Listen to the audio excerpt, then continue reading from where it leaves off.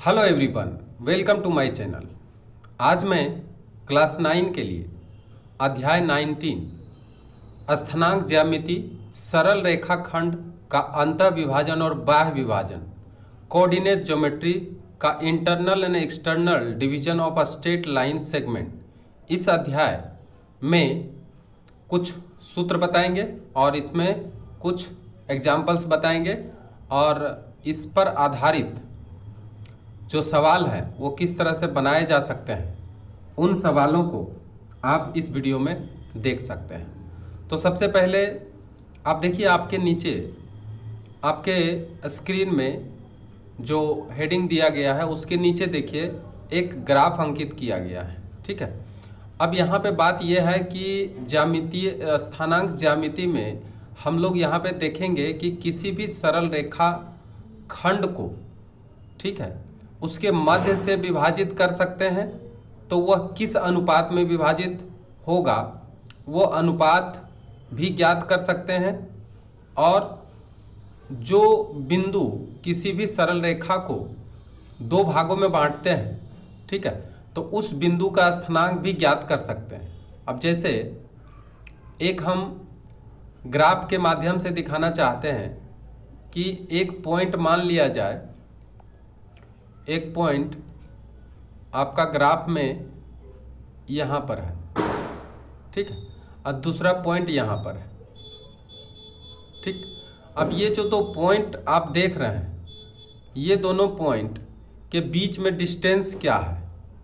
ठीक है, ये दोनों पॉइंट के बीच में डिस्टेंस क्या है, इसके पहले आप पढ़ चुके हैं कि दो बिंदुओं के बीच की दूरी निकालने का सूत्र इसके पहले वाला अध्याय में आप पढ़ चुके हैं। अब आज आप देखेंगे कि ये दोनों जो पॉइंट हम मिलाते हैं, ठीक है, इन दोनों पॉइंट के बीच, जैसे ये दोनों पॉइंट हम मिला दे रहे हैं, ठीक है, अब इसके बीच में कोई पॉइंट है तो वह इसे किस अनुपात में विभाजित करेगा। जैसे मान लिया जाए कि एक पॉइंट हम इसके ऊपर, ये मान लिया जाए कि ए पॉइंट है, ठीक है, और इसका नाम बी पॉइंट है। अब ये जो ए बी पॉइंट है इसके मध्य में कहीं भी कोई बिंदु हम ले सकते हैं। जैसे ये पॉइंट लिए, ठीक है, उसको सी बिंदु कहेंगे। तो ये सी बिंदु इस सरल रेखा को किस अनुपात में विभाजित किया है। अगर हम इसके बीच में, तो इसको कहते हैं आंतरिक विभाजन। आंतरिक विभाजन कहने का मतलब, अगर किसी रेखा खंड के अंदर कोई ऐसा पॉइंट जो उसे किसी रेशियो में विभाजित करता हो, जैसे हम इसको कहें कि ये m अनुपात n अनुपात में विभाजित हुआ है, ठीक है, तो आखिर m का मान कितना होगा और n का मान कितना होगा। अगर इसको मान लिया जाए 3 लेते हैं और इसको 2 लेते हैं, मान लिया ये 3 इकाई है, ये 2 इकाई है, तो हम क्या कह सकते हैं कि यहाँ पर m अनुपात n बराबर 3:2। इसका मतलब m जो है AC और CB, यानी ये अनुपात किसका है, AC अनुपात CB का है, जो कि m अनुपात n के रूप में हुआ, और इसको हम लोग 3:2 के रूप में बोल सकते हैं। ठीक है, तो अब आपको ये जो C बिंदु है इसका स्थानांक ज्ञात करना है। आपको A बिंदु का स्थानांक दे दिया रहेगा। अब जैसे इसी ग्राफ में आप बताइए A बिंदु का स्थानांक क्या होगा, 3 होगा और 3 होगा, यानी A बिंदु का स्थानांक 3 होगा, ये आपको पहले से ही पता है ना। B बिंदु का स्थानांक क्या होगा, तो आप कहेंगे B बिंदु का स्थानांक 7 होगा, और कितना होगा, 7 होगा। चलिए 7 हुआ इसका। तो अब ये दोनों तो स्थानांक आपको पता है, लेकिन क्या आपको C बिंदु का स्थानांक पता है? नहीं पता है। ठीक है, तो C बिंदु का भले अभी यहाँ आपको पता है, लेकिन जब आपको दो बिंदु का स्थानांक दे दिया गया हो और उसका रेशियो दे दिया गया हो कि एक पॉइंट इसके बीच में है, यानी आंतरिक भाग में एक पॉइंट है इसी ही सरल रेखा के ऊपर, यानी AB के ऊपर, जो इसको m अनुपात n में बांटता है, या आप कह दें कि 3:2 में बांटता है, तो आप ये C बिंदु का स्थानांक कैसे निकालेंगे। ठीक है, इसका भी आपको सूत्र यहाँ दिया जाएगा, उस सूत्र से आप इसका भी आंसर निकाल सकते हैं। ठीक है, अगर एक पॉइंट लिया गया है जो कि इसके बाहर कहीं लिया गया है। ठीक है, जैसे मान लिया जाए कि इसी ग्राफ में एक पॉइंट ये है, ठीक है, और दूसरा पॉइंट मान लिया जाए ये है। ठीक है, एक दूसरा में देखिए आप, ये दोनों पॉइंट के अलग अलग स्थानांक अगर दे दी गई हो, अब आप बताइए कि इसका स्थानांक कितना हो सकता है। तो आप ऊपर देखेंगे कितना है 3 और इधर देखें तो -7, इसको हम कह सकते हैं कि -7 और 3 इसका स्थानांक है और ये बिंदु ए है। ठीक है, ये पॉइंट कितना है, ये पॉइंट का स्थानांक कितना होगा, तो इसको हम कहेंगे -3 होगा और इसके साथ साथ 7 होगा। ठीक है, ये इसका स्थानांक। अब अगर कोई बाहरी बिंदु से इसे किसी रेशियो में विभाजित किया गया है तो उसको आप कहाँ लेंगे, इसी सरल रेखा पर कहीं दूर जाकर लेंगे। मान लिया जाए कि ये बाहर बिंदु, आगे बढ़ाते हैं, इसको बाहर बिंदु ले जाते हैं, यहाँ तक ले जाते हैं। ठीक है, और एक पॉइंट यहाँ पे सी आया, एक पॉइंट यहाँ पे क्या आ गया, यहाँ पे एक पॉइंट सी आ गया। तो अब सी बिंदु जो यहाँ पे है, इस बिंदु से जो इसका रेशियो होगा उसको अगर हम m अनुपात n के रूप में डिवाइड करें तो इसको कहते हैं बाह्य रूप से इसको विभाजित करना। यानी यहाँ पे जो रेशियो होगा वो होगा AC और रेशियो, और ये अगर बिंदु B है, ठीक है, तो AC रेशियो BC होगा।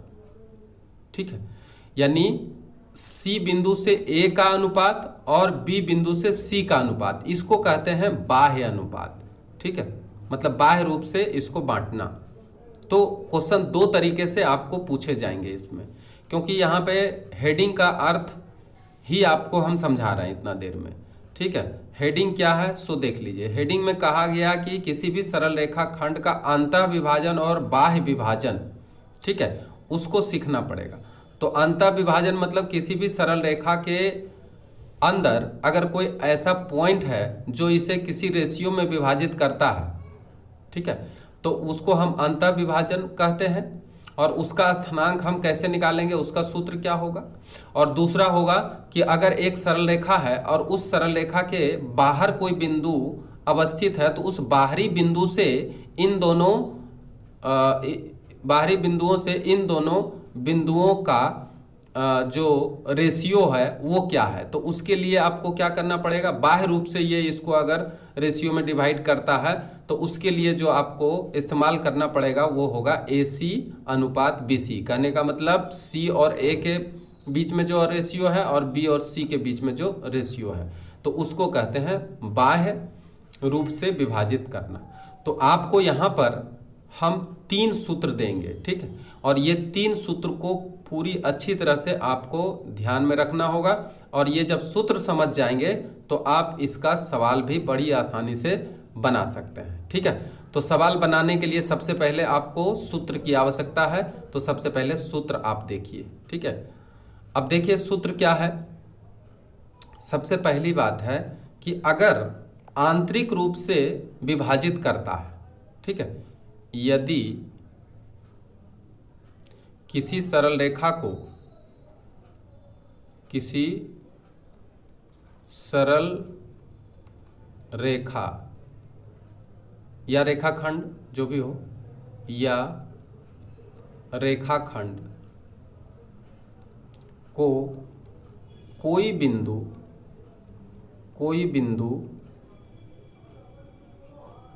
आंतरिक रूप से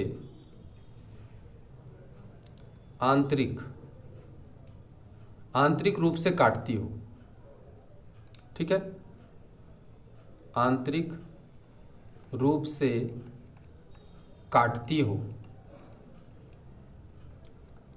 तो उसका स्थानांक, उस बिंदु का स्थानांक।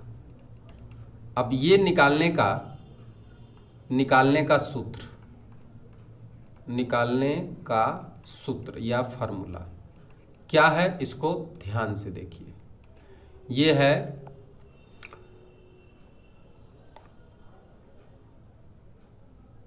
ये है mx2 plus N X one divided by M plus N, ये x का है, ठीक है। और y का क्या होगा, ये जो हम स्थिरांक निकालते हैं तो दो निकालते हैं, एक x का मान निकालते हैं, एक y का मान निकालते हैं। तो x का ये हुआ और y का है m y2 plus n y1 divided by m plus n। बस इस सूत्र को आप अच्छी तरह से याद रखेंगे और जब सवाल बनाएंगे तो इसका परीक्षण अच्छी तरह से हो जाएगा। अभी जो आपको सूत्र दे रहे हैं इस सूत्र को याद रखें। ये किसका सूत्र है, तो आंतरिक रूप से अगर कोई पॉइंट किसी भी रेखाखंड को विभाजित करता है तो उस पॉइंट का स्थानांक का सूत्र है, ठीक है। जैसे एक सरल रेखा है ए बी, इसको P बिंदु पर, ठीक है, एक बिंदु जो P पर इसे m अनुपात n के रूप में विभाजित कर रहा है। तो m का मान क्या है अगर दे दिया जाए, n का मान क्या है दे दिया जाए, तो इसका मान आप निकाल सकते हैं। और जो a बिंदु का है इसका स्थानांक x1 y1 होगा और इसका स्थानांक x2 y2 होगा। तो x2 y2 और x1 y1, ठीक है, का मान अगर दे दी गई हो तो आप P बिंदु का जब स्थानांक निकालेंगे तो इस सूत्र से आप P बिंदु का स्थानांक आराम से निकाल सकेंगे, ठीक है। तो ये आपको जानना बहुत ही आवश्यक है। अब देखेंगे एक दूसरा सूत्र जो किसी रेखाखंड को बाह्य रूप से समद्विभाजित करे, मतलब विभाजित करे। यदि कोई बिंदु किसी रेखाखंड को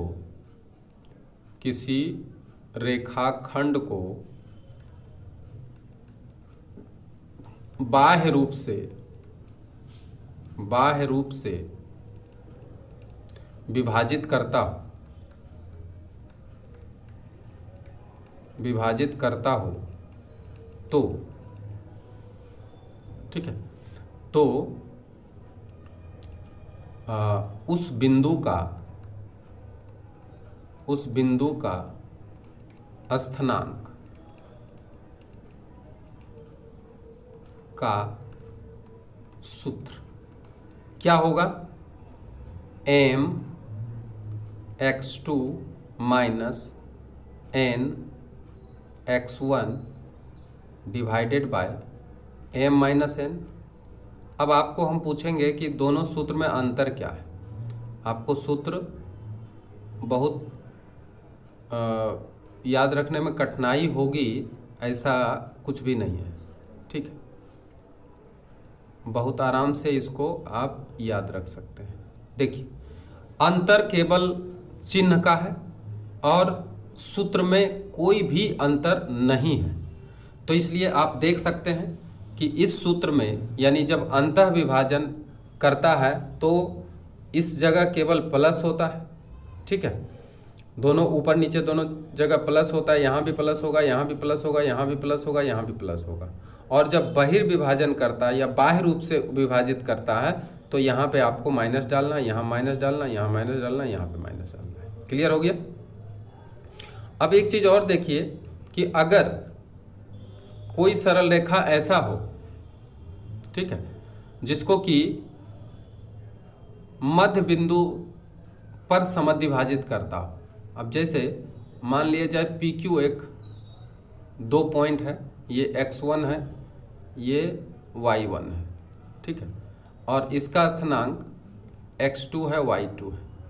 अब इसको मान लिया जाए एक पॉइंट ऐसा है जो कि इसको ठीक मध्य बिंदु में काट रहा है, एकदम बीचों बीच। तो अब अगर इसका रेशियो m और n देखें तो दोनों का रेशियो क्या आएगा, 1:1 आएगा, ठीक है। तो अब देखिए आप वही सूत्र से मध्य बिंदु का जो स्थानांक है उसका सूत्र कैसे निकाल सकते हैं, ठीक है। तो आपको मालूम होना चाहिए कि जो r का स्थानांक होगा, r का स्थानांक का जो सूत्र आप लिखेंगे वो क्या लिखेंगे, तो m x2 प्लस, चूंकि b आंतरिक रूप से इसको काट रहा है, n x1 divided by m plus n, यही तो लिखेंगे आप। और क्या लिखेंगे, m y2 plus n y1 divided by m plus n, यही तो लिखेंगे। ठीक है, बराबर। अब यहाँ देखिए, अगर आप m और n का मान रख दें तो क्या होगा, m का मान अगर 1 रखें तो 1 into x2 plus 1 into x1 divided by 1 plus 1, यहाँ पर m प्लस n है तो इसको 1 प्लस 1 कर सकते हैं। फिर यहाँ पे 1 into y2 plus 1 into y1 divided by 1 plus 1, यहाँ तक ठीक है। अब देखिए, एक नया सूत्र आपको मिल रहा है जो मध्य बिंदु का, बहुत आसान सूत्र। आप अगर इसको समझ लेते हैं तो निकालना बहुत ही आसान हो जाता है। अब 1 इंटू x2 को हम x2 लिख सकते हैं प्लस फिर x1 लिख सकते हैं डिवाइडेड बाय 2 लिख सकते हैं। ठीक है, और इधर क्या कर सकते हैं, y2 प्लस y1 और डिवाइडेड बाय 2 लिख सकते हैं। ठीक है, लिख सकते हैं ना। अब आप देखिए, इसको लिखेंगे x1 plus x2 divided by 2 आसान करने के लिए, ताकि आपको आसानी से याद रह सके। ठीक है, अब बताइए ये सूत्र कितना आसान हुआ कि x1 plus x2 divided by 2, y1 plus y2 divided by 2। अगर ये आपको पता चल जाए तो किसी भी रेखाखंड का जो मध्य बिंदु है उसका स्थानांक आप आराम से निकाल सकते हैं। तो इस सूत्र को भी आप याद रखेंगे, ये बड़ी आसानी से इस सूत्र याद भी हो जाएगा और इससे आप मध्य बिंदु का स्थानांक निकाल सकते हैं। ठीक है, अब आते हैं सवाल के ऊपर। अब देखिए इसमें किस तरह के सवाल आते हैं। अगर आप ये जो आज हम समझा दिए हैं ऊपर, उसको आप समझ लिए हैं तो आपको देखिए सवाल बनाना कितना आसान हो जाएगा। अब देखिए 5 नंबर का सवाल एक ही बार, 6, 4, 7 माइनस 5 बिंदुओं को मिलाने वाले रेखाखंड को जो बिंदु 3:2 के अनुपात में आंतरिक रूप से बांटता हो उसका स्थानांक ज्ञात करें। आपके सामने एक ग्राफ दिया हुआ है।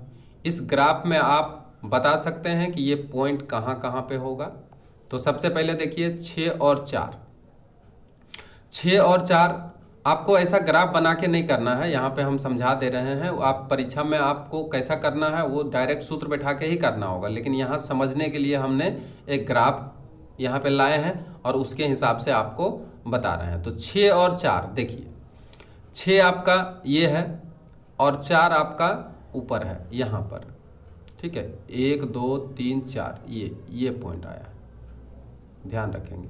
ये क्या है आपका, है ये 6 और 4। ठीक, और दूसरा पॉइंट बता रहा है कि 7 और -5। तो 7 और -5 किधर जाएगा, तो 7 के बारे में पता है कि 7 प्लस में है तो इधर ही आएगा, और 5 जो है आपका नीचे चला जाएगा तो यहाँ पे आ जाएगा। ठीक है, ये कितना आ जाएगा, 7 और -5। अब आपको क्या करना है कि ये दोनों जो पॉइंट है इसके बीच का जो पॉइंट है वो 3:2 के रूप में इसको मिला रहा है। तो सबसे पहले तो देखिए, ये इस पॉइंट को अगर हम मिलाएं, इस पॉइंट को हम मिलाएं तो इस तरह से हम मिला सकते हैं। ठीक है, अब ये जो पॉइंट है,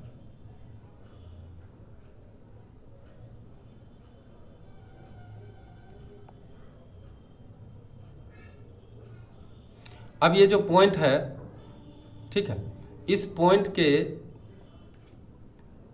पॉइंट के बीच में एक ऐसा पॉइंट है जो कि बता रहा है कि इसे 3:2 में विभाजित कर रहा है। तो मान लिया जाए एक पॉइंट हम ले लिए हैं, इसको अगर हम x1 और y1 मानते हैं, ठीक है, इस पॉइंट को अगर हम x1 y1 मानते हैं और इस पॉइंट को x2 और y2 मानते हैं, ठीक है, x2 और y2 मानते हैं, ठीक। और ये इसके बीच में जो पॉइंट है, ठीक, वो इसे मान लिया जाए P पॉइंट है। ये इसे किस अनुपात में विभाजित कर रहा है? तो इसे 3:2 के अनुपात में विभाजित कर रहा है। तो कहीं ना कहीं ये m का काम करेगा और ये n का काम करेगा, ठीक। तो अब इसमें हमको निकालना है कि ये जो P बिंदु है इसका स्थानांक क्या है, क्योंकि यहाँ पे लिखा है कि आंतरिक रूप से बांटता हो तो उसका स्थानांक ज्ञात करें, ठीक है। तो स्थानांक ज्ञात करने के लिए हम सबसे पहले अगर ये A और B पॉइंट लेते हैं, A और B पॉइंट है, तो अब हमको बताइए कि यहाँ A पॉइंट का स्थानांक क्या है? तो 6 है और 4 है, ठीक है। अब यहाँ पे बताइए x1 बराबर 6 हुआ, y1 बराबर 4 हुआ, ठीक है। उसके बाद B पॉइंट मान लिया जाए ये है, तो B पॉइंट का स्थानांक कितना है? 7 है -4 है, ठीक है। इसमें आपको बताना होगा x2 क्या है? 7 और y2 क्या है? -4 है। क्लियर? अब आप जो सूत्र बताएंगे m/n बराबर कितना है? 3:2।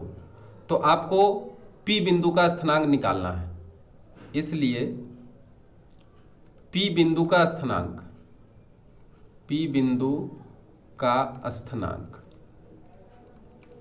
P बिंदु का स्थानांक अगर आपको निकालना है तो चूंकि आंतरिक रूप से विभाजित किया गया है, इसलिए P बिंदु का स्थानांक क्या होगा? mx2 plus nx1 divided by m plus n, और फिर होगा my2 plus ny1 divided by m plus n। अब इसमें आपको रखना है, ठीक है। अब m के जगह पे 3 है, x1 के जगह पे यहाँ से देख लीजिए आप, x1 के जगह पे क्या है? यहाँ से देख लीजिए, x1 के जगह पे मिला है 6, तो आपको यहाँ पे रखना क्या है?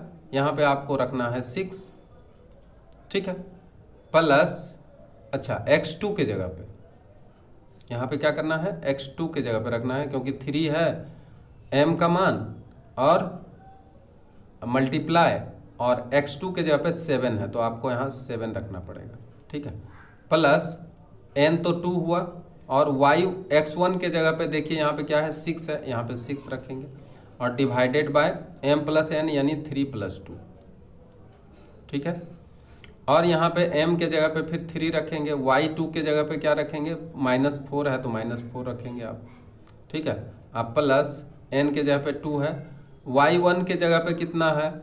तो y1 के जगह पे देख लेते हैं 4 है, तो y1 के जगह पे कितना लिख देंगे आप? 4 लिख देंगे, ठीक है। तो यहाँ पे लिख दिए हैं 4, और डिवाइडेड बाय 3 + 2, ठीक है।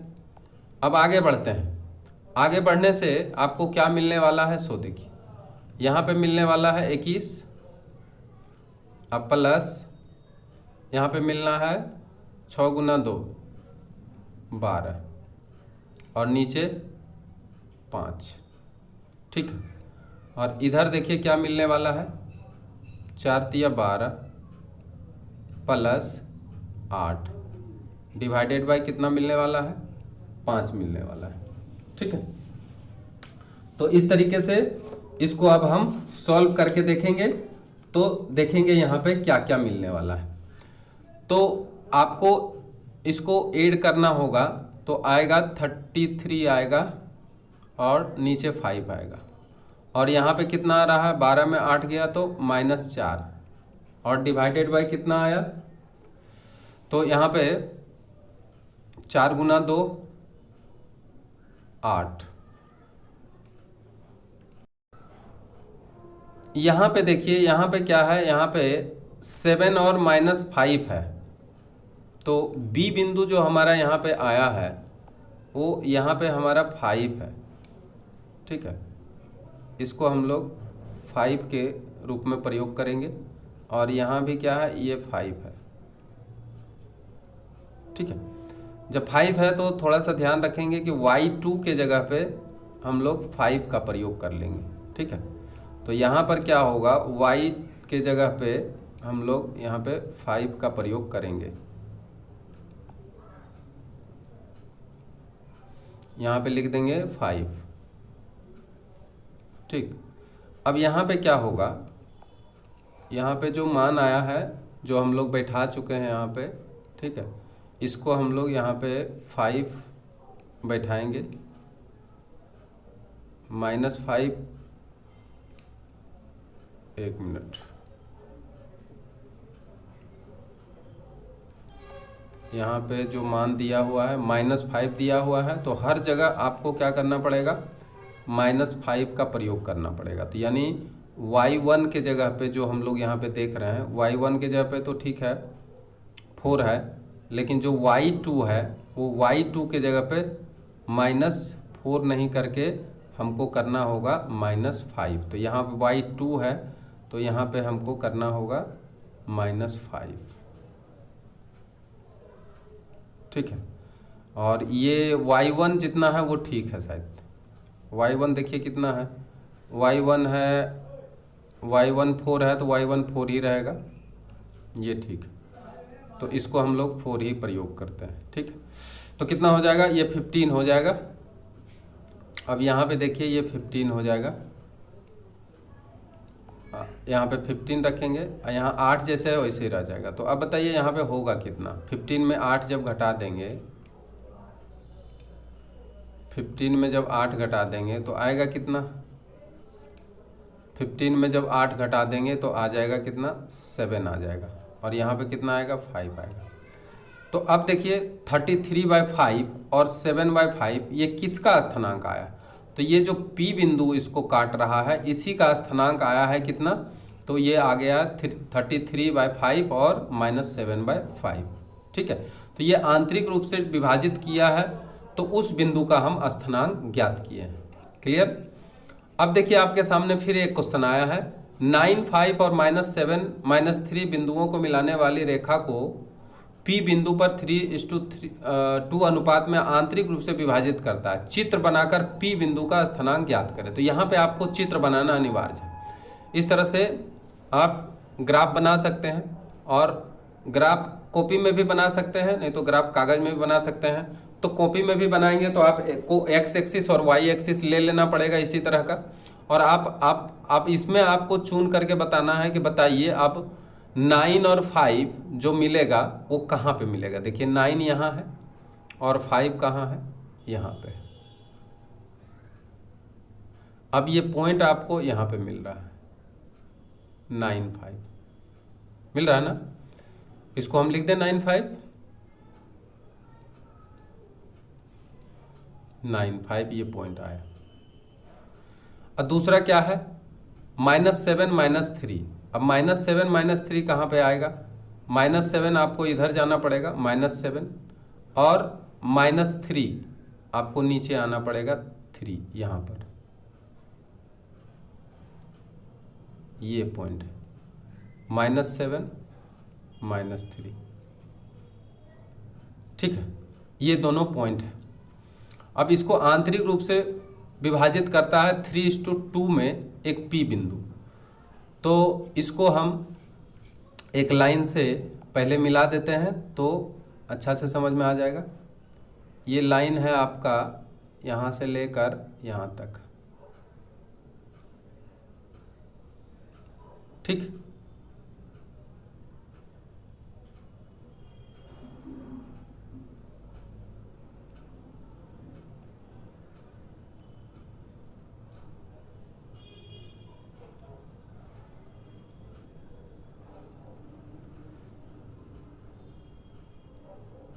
ये पॉइंट है, ठीक।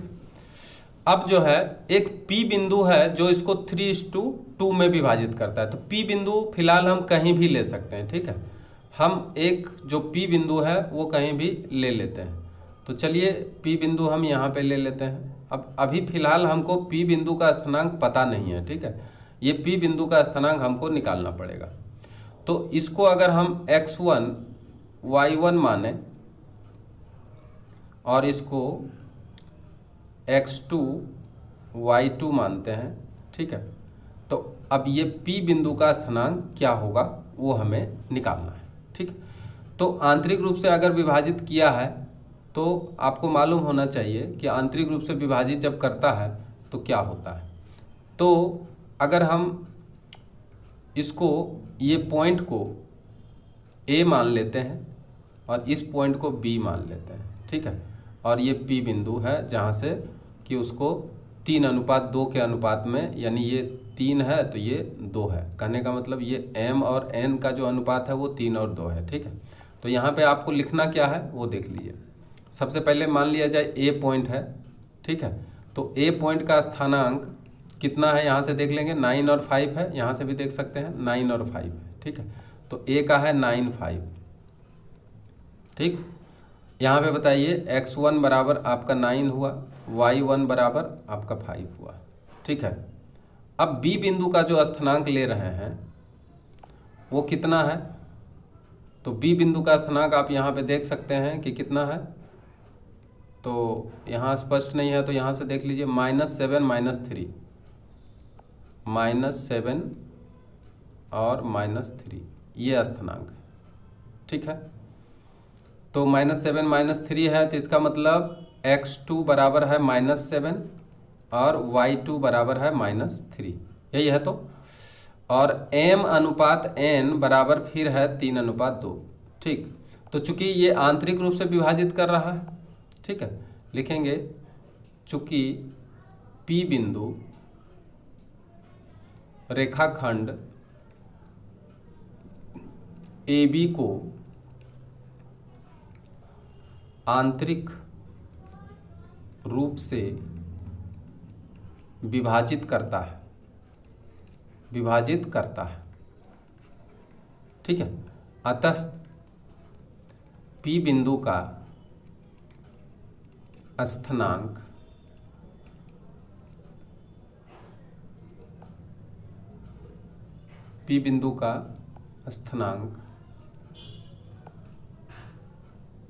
Is equal to mx2 plus nx1 divided by m plus n, ठीक है। दूसरा my2 plus ny1 divided by m plus n, ठीक है ना।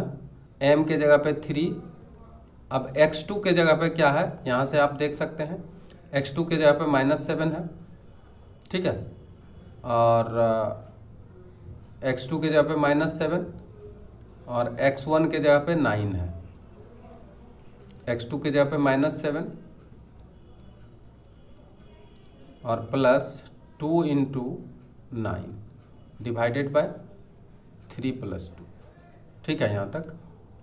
अब m तो 3 × y2 के जगह पे देख लीजिए क्या है, y2 के जगह पे -3 है और y1 के जगह पे 5 है, -3 और 5,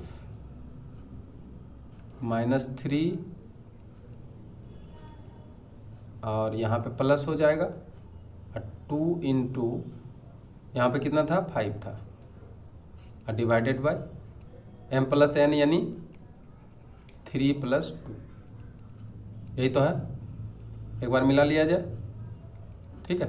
-3 और 5, ये देखिए आप, -3 और 5 और इसमें -7 और 9, -7 और 9, -3 और 5, ठीक है। अब आगे बढ़ते हैं, अब इसको हल करिए। 21 18 डिवाइडेड बाय 5, दूसरा क्या होगा, -9 प्लस 10 डिवाइडेड बाय 5। इसको अगर माइनस करते हैं 8 3 11 यानी -3 5 और इधर आएगा 1/5। तो हमारा जो स्थानांक आ रहा है, ठीक है, वो स्थानांक कितना आ रहा है, -3/5 और 1/5। तो ये जो स्थानांक आ रहा है यही हमारा P बिंदु का अभिष्ट स्थानांक है और यही क्या हो जाएगा, इसका आंसर हो जाएगा। क्लियर है। आगे बढ़ते हैं दूसरे सवाल की तरफ। अब देखिए 7 नंबर का सवाल आया है कि A 2 5 बी 8 और 15 बिंदुओं को मिलाने वाली रेखाखंड को पी बिंदु 3:2 अनुपात में बाह्य रूप से विभाजित करे तो पी बिंदु का स्थानांक ज्ञात करें। तो अब देखिए, अब यहाँ पे कह रहा है कि बाह्य रूप से इसको डिवाइड कर रहा है। ठीक है, तो सबसे पहले पॉइंट आप देखिए, इस ग्राफ में अगर देखते हैं तो पॉइंट ए जो है कहाँ पर है, 2 और 5। 2 और 5 अगर हम लोग देखें तो 1 2 और 5 यहाँ पे आएगा ये पॉइंट। ठीक है, ये पॉइंट कहाँ पे आ रहा है, तो इस स्थान पर एक पॉइंट आ रहा है, यही कलर। ठीक है, इस पॉइंट पर एक स्थान आ रहा है। ये कितना है, 2 है और 5 है ना। इसको हम 2 और 5 लिख सकते हैं, 2 5, और ये पॉइंट को हम ए भी मान लेते हैं। मानेंगे क्या, यहाँ दिया हुआ। अच्छा, दूसरा क्या है पॉइंट, दूसरा है 8 और 15। तो अब बताइए 8 और 15 कहाँ पे आएगा। 8 तो आपका इसमें 5 6 7 8, यहाँ पे 8 आया है, और 15 आपका कहाँ चला जाएगा, तो देख लीजिए आपका सीधा ऊपर चले जाइए, 10, 5 के बाद यहाँ पे 10 है, 10 के बाद 20 दे दिया है। तो अगर हम एक एक इकाई देखें तो 5 के 10, 10 के बाद यहाँ पे 15, यहाँ पे है ना, बढ़ा के दिया है। तो हम लोग इस ग्राफ में इस हिसाब से ही ले लेंगे। ठीक है, तो यहाँ पे 8 हुआ और यहाँ पे आपको 15 चाहिए ना, तो 15 चाहिए तो यहाँ पे आ जाएगा। ये 20 नहीं बनेगा, ये 15 बनेगा। यहाँ पे हम फिलहाल 15 कर देते हैं, क्योंकि ये 5 5 के अंतराल में अगर हम लें 5 10 15, ठीक है, उसके बाद 20 ये होगा। ठीक, ये दूसरे तरह का ग्राफ है, इसलिए यहाँ पे इस तरह से दिया हुआ है। तो 10 के बाद कितना आया, 15 आएगा, 15 के बाद 20 आएगा। तो उससे हमको मतलब नहीं है, हमको मतलब यहाँ पर यह है कि हमको 8 ले जाना है और 15 ले जाना है। ठीक है, तो देखिए आपका पॉइंट मिलने वाला है इस स्थान पर, मिलेगा ना, इस स्थान पर मिलेगा। ठीक है, ये 8 है और 15 है, दोनों धनात्मक ही है।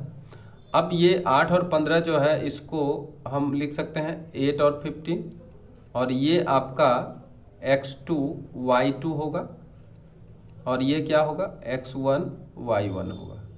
क्लियर। अब ये दोनों पॉइंट को अगर हम मिलाते हैं,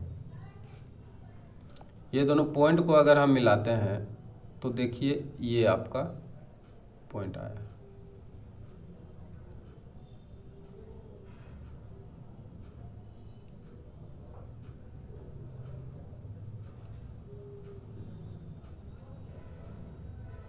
ठीक है, ये पॉइंट आया है। अब हम यहाँ पे देखेंगे कि इसको बाहर से अगर विभाजित कर रहा है तो कितना अनुपात में विभाजित कर रहा है, तो 3:2 में इसको विभाजित कर रहा है। तो बाहरी बिंदु मान लिया जाए कि हम इसके ही सीध में एक पॉइंट यहाँ पे ले लेते हैं।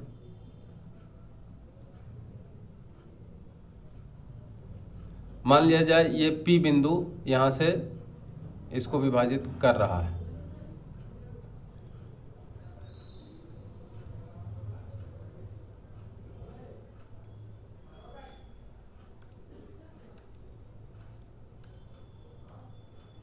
ठीक है, ये मान लिया जाए ये सीधा रेखा है।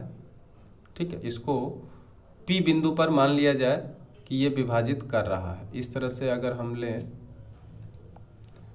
तो ये सीधा रेखा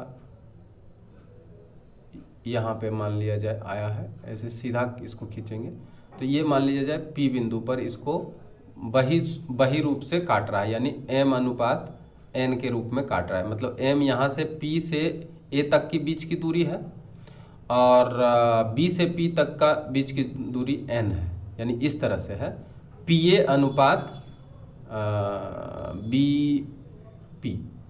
ठीक है, यानी AP अनुपात BP। तो इस तरह से इसको काट रहा है। तो अब हमको ये जो P बिंदु है इसका स्थानांक निकालना है। ठीक है, तो इसको हम कैसे निकालेंगे, इसको गौर से देखिए। तो सबसे पहले A बिंदु का स्थानांक आप बताइए। ठीक है, A बिंदु का जो स्थानांक है वो आपका 2 और 5 है। ठीक है, x1 बराबर 2, y1 बराबर 5। ठीक है, बी बिंदु का स्थानांक क्या है आप देख के बता सकते हैं, 8 और 15। अब बताइए यहाँ पे x2 बराबर कितना हुआ, तो 8 हुआ, और y2 बराबर कितना हुआ, 15 हुआ। ठीक है, और m अनुपात n जो दिया है, m अनुपात n ये बराबर आपका 3:2 ही दिया है।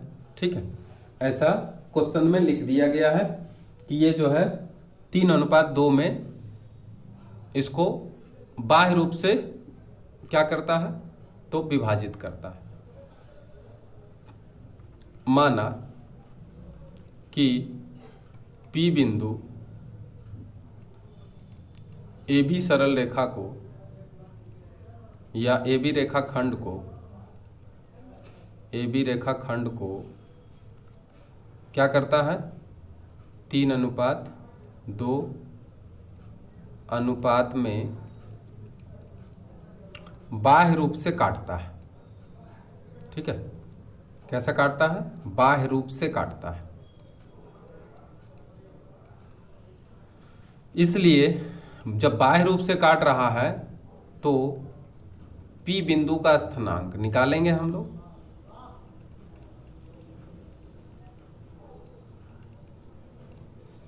अब बताइए आप P बिंदु का स्थानांक का सूत्र क्या होगा। तो आप अगर सूत्र समझे हैं तो आप निश्चित रूप से जल्दी से आप बता सकते हैं कि इसका सूत्र क्या होगा। ठीक है, सूत्र सही लिखा जा रहा है ना,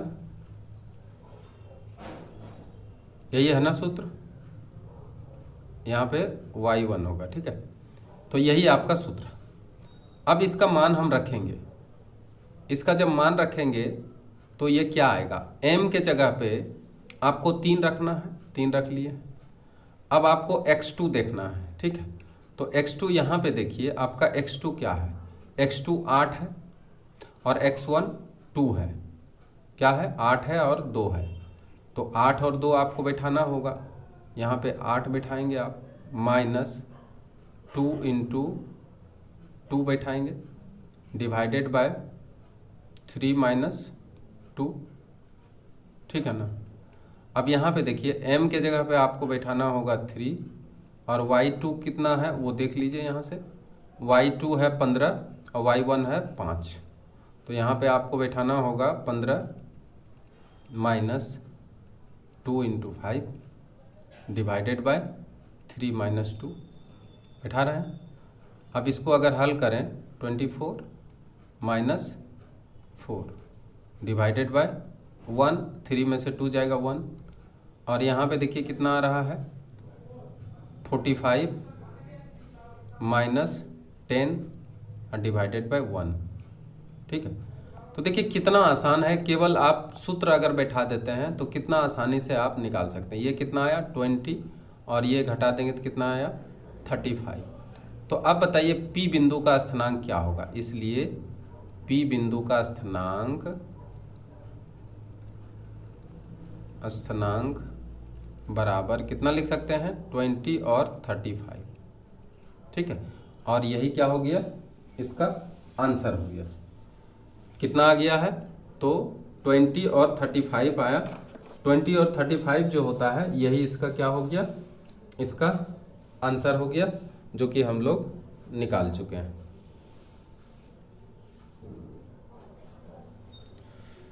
अब हम इसमें आगे की तरफ बढ़ेंगे।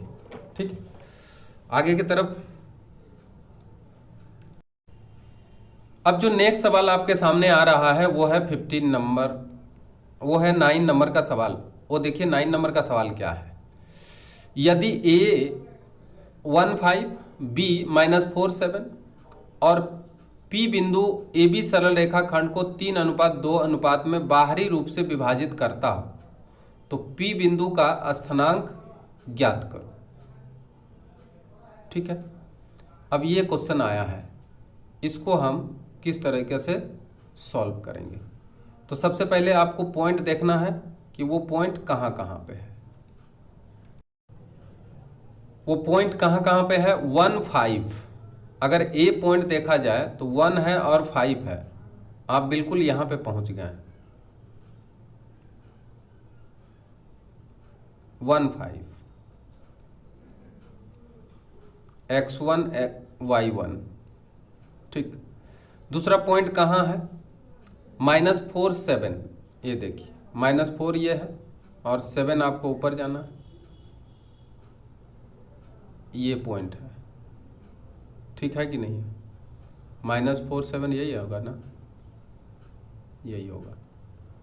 ये ए पॉइंट अगर है और ये बी पॉइंट है, ठीक है, तो इसका स्थानांक कितना है? -4 7। ठीक, अब ये जो तो पॉइंट है, ठीक है, इसको एक सरल रेखा के रूप में है ये, और इसे एक बिंदु P जो है उसको 3:2 अनुपात में काट रहा है। तो सबसे पहले ये सरल रेखा हम बना दें।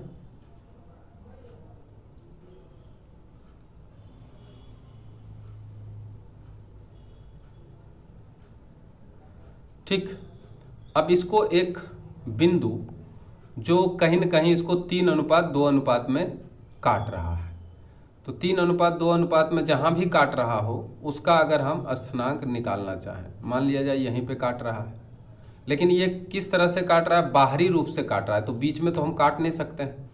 तब हम क्या करेंगे? इसको थोड़ा सा आगे बढ़ाएंगे और एक बिंदु मान लिया जाए यहाँ पे मान लिया जाए एक बिंदु P मिल रहा है।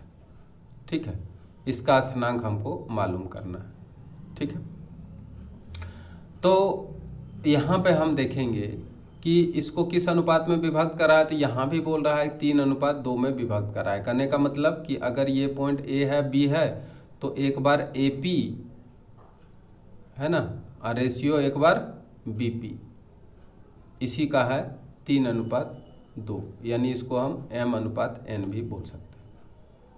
ठीक ना, तो यहाँ पर देखिए कि जो पॉइंट है ए का क्या है? ए का आप देख लीजिए, यहाँ पर है 1 और 2। ठीक, x1 बराबर 1, y1 बराबर 2। ठीक है, बी पॉइंट का क्या है? तो बी पॉइंट का है -4 और 7, है ना, -4 और 7, यानी यहाँ बी पॉइंट में x2 बराबर -4 और y2 बराबर है कितना? तो 7। अब हमको क्या करना पड़ेगा? इसका जो P बिंदु है उसका स्थानांक निकालेंगे। तो लिखेंगे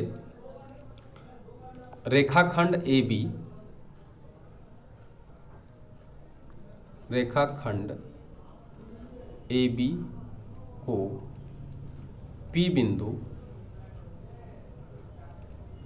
बाह्य रूप से 3:2 के अनुपात में विभाजित कर रहा है।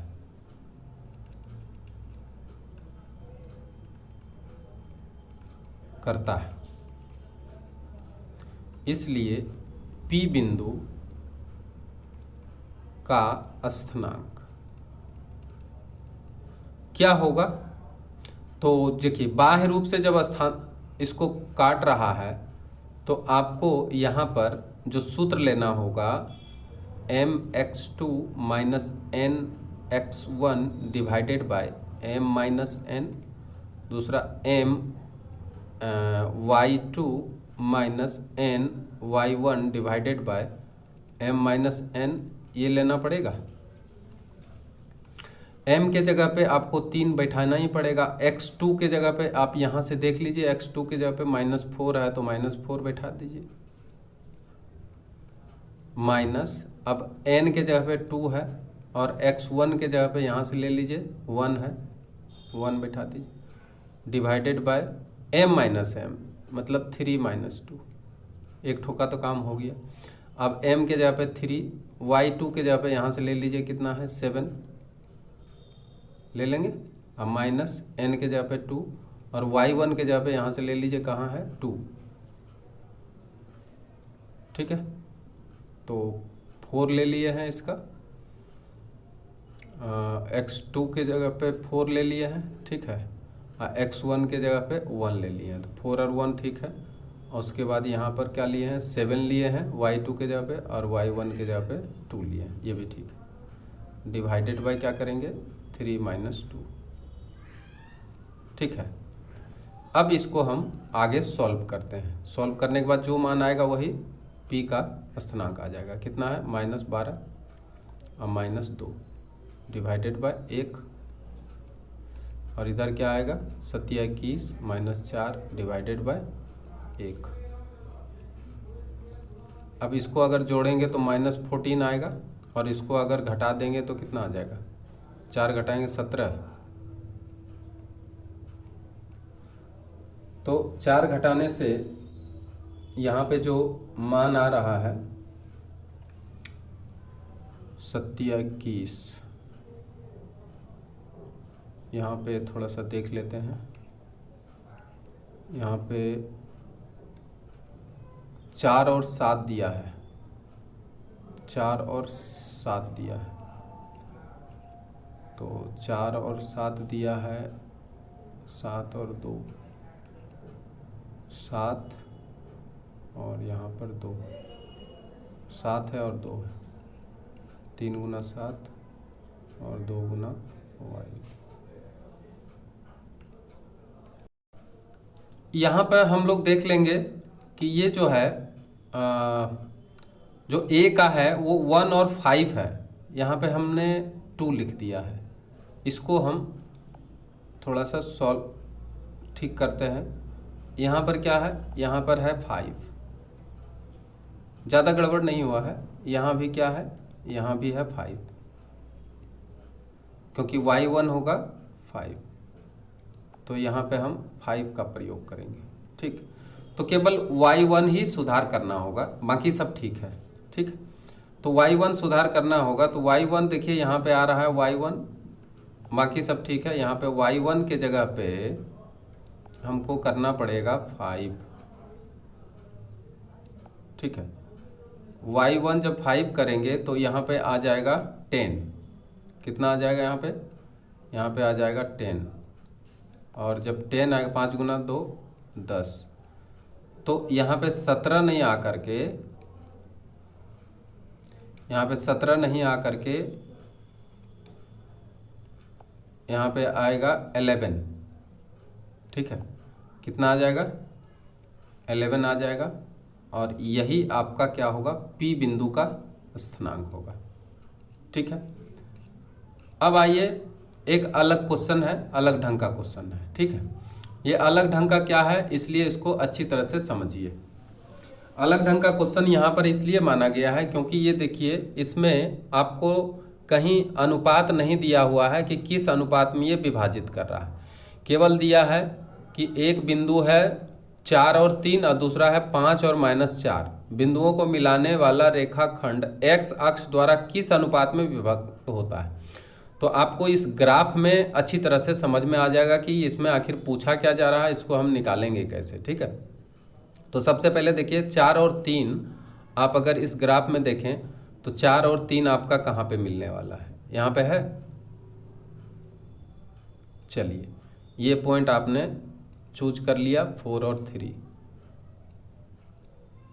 4 और 3 है, ये x1 y1 है। ठीक है, और दूसरा जो है 5 और -4 है, तो 5 तो ठीक है यहाँ है, और -4 आपको नीचे आना है। ये 2 पॉइंट आपको मिल गया। कितना कितना मिला? 5 और -4 मिला। ठीक है, इसको आप x2 y2 बोलेंगे। अब ये दोनों को अगर हम मिलाते हैं तो मिलाने के बाद आप देखिए, ये दोनों को जब हम मिलाते हैं,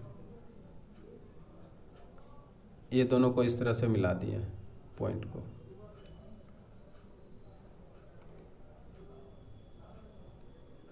ये दोनों पॉइंट को मिला है। अब मिलाने के बाद आपको क्या दिखाई दे रहा है कि x एक्सिस को ये कहीं ना कहीं काट रहा है, यानी ये रेखाखंड x एक्सिस के द्वारा कहीं ना कहीं कट रहा है। और वो कहाँ कट रहा है? तो ये देखिए, ये पॉइंट आपका P बिंदु है, तो ये आंतरिक रूप से कट रहा है P बिंदु पर। तो अब P बिंदु का स्थानांक जब आप देखेंगे तो P बिंदु का स्थानांक में आपको ध्यान दीजिए अच्छी तरह से कि x का मान तो कुछ ना होगा, 4 से ज़्यादा कुछ ना कुछ होगा। तो चलिए, x का मान कुछ ना कुछ तो होगा ही होगा, लेकिन y यहाँ पे क्या होगा? y तो 0 होगा।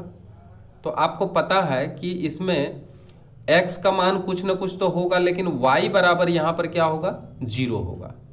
ठीक है। और इसी सिद्धांत पर हम लोग यहाँ पर काम करेंगे, तभी जाकर के इसको आप आंसर निकाल सकते हैं कि किस अनुपात में विभक्त कर रहा है। तो मान लिया जाए कि ये m और n अनुपात में विभक्त कर रहा है, ठीक है।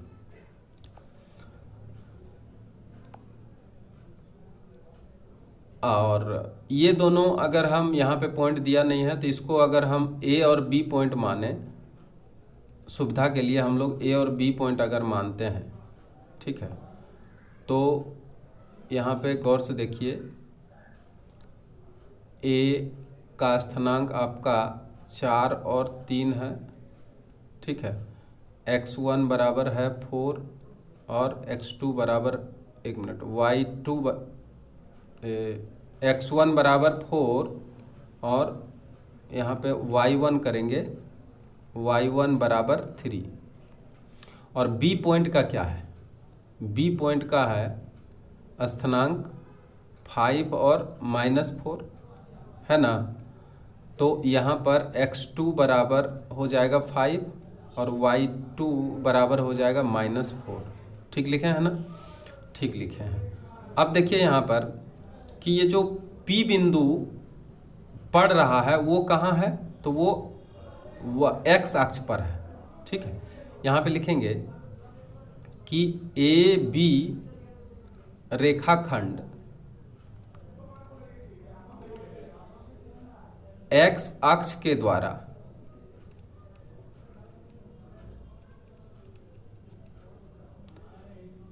माना कि P बिंदु पर काटती है,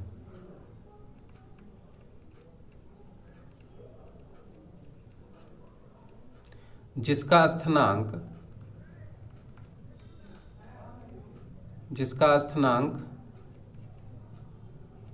x y है, ठीक है।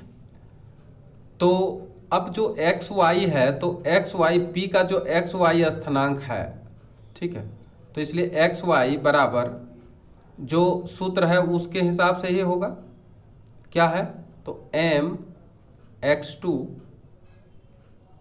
Plus n x1 divided by m plus n। ये किसका निकल रहा है? P बिंदु का स्थानांक निकल रहा है, m y2 plus n y1 divided by m plus n। अब यहाँ पे देखिए कि आपका जो y है वो क्या है, y यहाँ पर क्या है, 0 है, चूंकि y इजकल टू 0, ठीक। x अक्ष का समीकरण है, तो x अक्ष का समीकरण अगर होता है, x अक्ष पर अगर कोई बिंदु पड़ता है तो y इजकल टू 0 होता है, क्योंकि x का कुछ ना कुछ मान होता है लेकिन y का मान 0 होता है। या अगर हम y को देखें तो ये y को डिनोट करता है, तो हम y के जगह पे क्या लिख सकते हैं, m y2 plus n y1 divided by m plus n बराबर 0 लिख सकते हैं, ठीक है। या m तो हमको मालूम नहीं है m, लेकिन y2 यहाँ पे हमको मालूम है, तो y2 आप देख लीजिए कितना है, y2 है -4, तो यहाँ पे लिखे -4, चलिए यहाँ पे -4 लिख देते हैं। अब प्लस n हमको मालूम नहीं है, लेकिन y1 कितना है वो लिख लेते हैं, y1 कितना है, 3 है, तो y1 को हम यहाँ पे क्या बैठा देंगे, 3 बैठा देंगे। और m प्लस n हमें मालूम नहीं है, बराबर 0/1। अब अगर क्रॉस गुना करते हैं, अच्छा इसको पहले सॉल्व कर लेते हैं, -4m अब plus 3n is equal to 0, क्योंकि m प्लस n को 0 से मल्टीप्लाई करेंगे तो 0 हो जाएगा। या -4m बराबर -3n, ठीक है ना। हमको तो रेशियो मालूम करना है ना कि वो जो P बिंदु पड़ता है अक्ष के ऊपर, x अक्ष के ऊपर, तो उस P बिंदु का जो रेखाखंड को काट रही है वो P बिंदु, तो वो किस रेशियो से काट रही है, वही तो निकालना है। m/n बराबर -3/-4 या m/n बराबर 3/4, इसलिए m अनुपात n बराबर 3:4 और यही क्या हो जाएगा, आंसर हो जाएगा। इसका मतलब क्या है कि वो जो अक्ष के द्वारा वो रेखाखंड कटा है वो 3:4 के अनुपात में ही कट गया है। अब आगे बढ़ते हैं एक लास्ट सवाल के तरफ। अब ये लास्ट सवाल देख करके ही ये समाप्त होने वाला है वीडियो, आप इसको ध्यान से देख लीजिए। प्रमाणित करें कि -7 2 19 8 15 -6 और -11 -12 बिंदुओं को परस्पर मिलाने से समानांतर चतुर्भुज बनता है। अब ये चीज़ जानने के लिए बहुत ही आसान तरीका है। समानांतर चतुर्भुज अगर बोला है तो इसमें समानांतर चतुर्भुज का कुछ ऐसा नहीं है, तो चलिए यही समानांतर चतुर्भुज मान लेते हैं, है ना। आयत भी एक तरह का समांतर चतुर्भुज है। तो ये मान लिया जाए ए बी सी डी एक समानांतर चतुर्भुज जिसका स्थानांक कितना कितना दे दिया है। तो देखिए एक से शुरू सीरियल आपको शुरू करना है 7 2। बी का कितना है, तो बी का आपका मिल रहा है 19 8। सी का कितना है, तो सी का मिल रहा है 15 -6 और डी का कितना मिल रहा है, तो डी का -11 और फिर -12। ठीक है, ए बी सी डी सबका स्थानांक मिल गया, चारों पॉइंट का स्थानांक यहाँ पे मिल गया। अब देखिए कोई भी समानांतर चतुर्भुज अगर है तो हम जानते हैं कि समानांतर चतुर्भुज का विकर्ण एक दूसरे को क्या करता है, तो एक दूसरे को समद्विभाजित करता है। तो अगर ये एक विकर्ण है और दूसरा विकर्ण ये है, तो ये दोनों जिस स्थान पर कटेगा, ठीक है, मान लिया जाए ओ बिंदु पर ये काट रहा है, तो ओ बिंदु AC का भी मध्य बिंदु होगा और वही ओ बिंदु BD का भी मध्य बिंदु होगा। तो अगर ओ बिंदु का स्थानांक निकालते हैं दोनों स्थिति में, यानी AC का मध्य बिंदु निकालते हैं और BD का मध्य बिंदु निकालते हैं और दोनों एक अगर हो जाता है तो निश्चित रूप से एक समांतर चतुर्भुज है। ठीक है, तो यहाँ पर हम पहले AC विकर्ण का मध्य बिंदु निकालते हैं। चित्रानुसार AC का मध्य बिंदु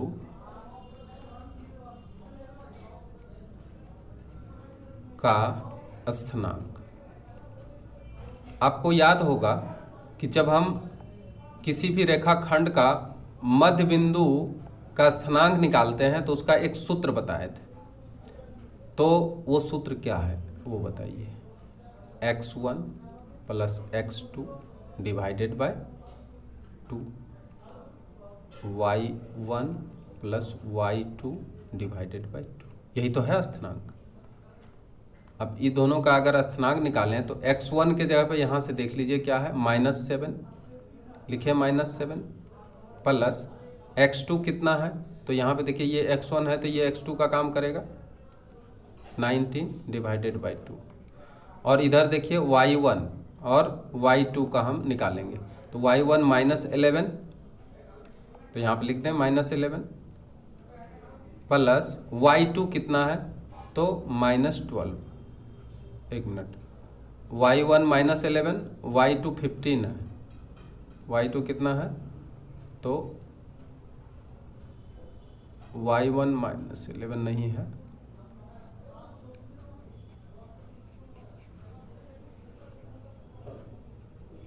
हम लोग यहाँ पर AC का मध्य बिंदु निकालने जा रहे हैं। तो सबसे पहले तो -7 हम AB का नहीं निकालेंगे, यहाँ पे AC का निकालेंगे, विकर्ण का निकाल रहे हैं।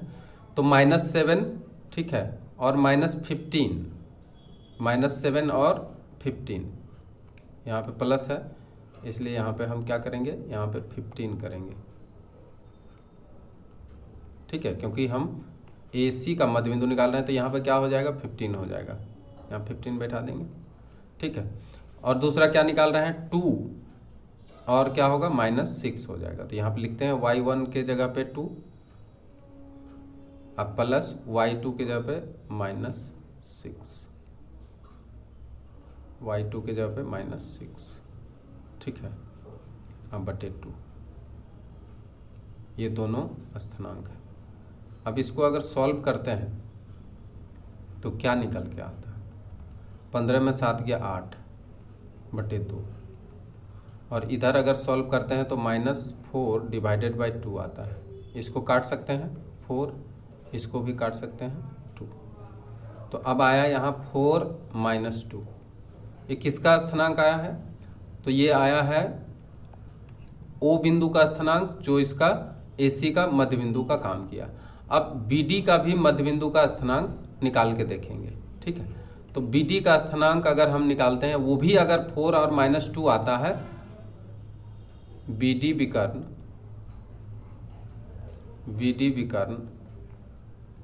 का मध्य बिंदु का स्थिरांक अगर दोनों सेम आता है, x1 + x2 divided by 2, y1 + y2 divided by 2, अगर दोनों सेम आता है तो हम समझ जाएंगे कि ये एक समांतर चतुर्भुज है। अब देखिए यहाँ पे BD विकर्ण आपको निकालना होगा, तो BD विकर्ण का मध्य बिंदु x1 और प्लस x2 यानी 19 - 11, यहाँ पे लिख दें 19 - 11 डिवाइडेड बाय 2, और यहाँ पे y1 y2 कितना होगा यहाँ देख लेते हैं। y1 y2, y1 है 8, y2 है -12, 8 - 12 8 - 12 डिवाइडेड बाई 2। अब यहाँ पे माइनस करेंगे तो आएगा 8 डिवाइडेड बाई 2, यहाँ पे माइनस करेंगे तो -4 डिवाइडेड बाई 2 आएगा, ठीक है। अब यहाँ पे अगर काट लिया जाए इसको तो 4 आया, और यहाँ भी काट लिया जाए तो 2 आया, यानी 4 और -2, ये जो है ये स्थिरांक इसका है। तो दोनों स्थिति में क्या हुआ, ठीक है, एक ही बिंदु O पर जो है एक दूसरे को क्या करता है, समद्विभाजित करता है। लिखेंगे चूंकि AB AC तथा BD विकर्ण AB तथा BD विकर्ण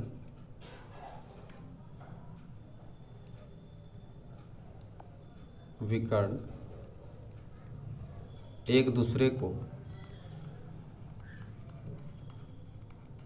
O बिंदु पर क्या करता है, O बिंदु पर समद्विभाजित करता है, समद्विभाजित